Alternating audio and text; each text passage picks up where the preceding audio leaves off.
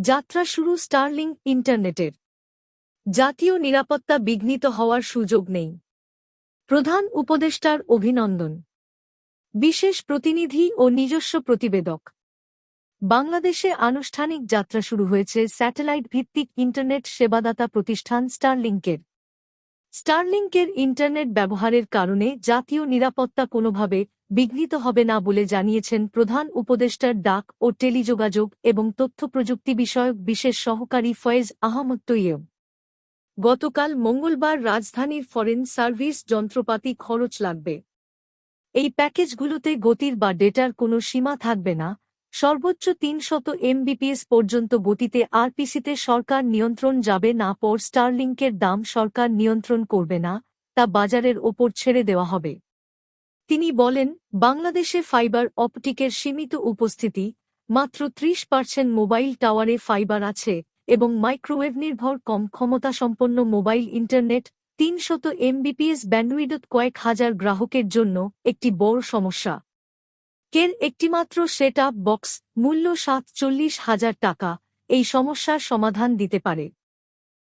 একজন গ্রামীণ উদ্যোক্তা এটি কিনে নিরবচ্ছিন্ন, লো লেটেন্সি এবং উচ্চগতির ইন্টারনেট ব্যবহার করতে পারবেন। তিনি বলেন, বাংলাদেশে ছোট ও মাঝারি ব্যবসা, এসএমই এবং নতুন উদ্যোক্তাদের জন্য সব ধরনের আইনি সুবিধা রয়েছে। ইউনুসের ফোন লেডি ধারণার মতো স্টারলিংকের মাধ্যমে ওয়াইফাই লেডি উদ্যোগ শুরু করা যেতে পারে। আর্থিক প্রতিষ্ঠানগুলো, যেমন মাইক্রোক্রেডিট বা ইএমআই প্রদানকারী সংস্থা, গ্রামীণ নারীদের বিশেষ ঋণ দিয়ে স্টারলিংক কিনতে উৎসাহিত করতে পারে। এর ফলে তাঁরা ইন্টারনেট সেবা বিক্রি করে সহজেই ব্যবসা করতে পারবেন, এমনকি কোনো নির্দিষ্ট ভবন ছাড়াই। স্টারলিংকের মাধ্যমে জাতীয় সার্বভৌমত্ব বিঘ্নিত হবে কি না এমন প্রশ্নের জবাবে তিনি জানান, স্টারলিংকের মাধ্যমে জাতীয় সার্বভৌমত্ব বিঘ্নিত হবে না। এর কারণ হল, স্টারলিংকের একটি স্থানীয় গেটওয়ে থাকবে, যা ব্যবহার করা তাদের জন্য বাধ্যতামূলক। বর্তমানে এর বাণিজ্যিক পরীক্ষা ও গ্রাউন্ড টেস্ট চলছে এবং ৯০ দিনের মধ্যে এটি সম্পন্ন হলে তাদের এই লোকাল স্থানীয় গেটওয়ে করতে তাদের এই লোকা নিরাপত্তা বিঘ্নিত হওয়ার কোনো সুযোগ আতিও না। এছাড়া ডিভাইসের ওপর শুল্ক, ভ্যাট ও ট্যাক্স থাকায় এর জন্য প্রয়োজনীয় অনুমোদন এনওসি নেওয়া হবে।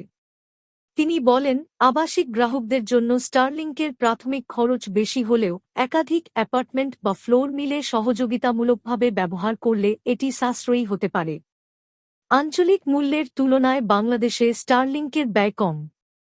এমনকি শ্রীলঙ্কা ও থাইল্যান্ডের চেয়েও কম রাখা হয়েছে, যাতে সাধারণ মানুষের নাগালের মধ্যে থাকে। দুইভাবে সরকারি কোম্পানির স্বার্থ সংরক্ষণ করা হচ্ছে। প্রথমত, সাবমেরিন কেবল কোম্পানির মাধ্যমে এবং দ্বিতীয়ত স্যাটেলাইট কোম্পানির মাধ্যমে।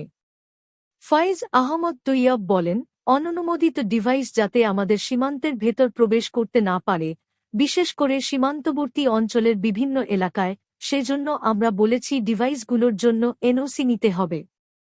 যেহেতু হাজার হাজার ডিভাইস আলাদা করে এনওসি দিতে গেলে প্রক্রিয়াগত জটিলতা তৈরি হবে, এজন্য গ্রুপ অব ডিভাইসকে একই এনওসির আওতায় ব্যাচ করে আনা যাবে।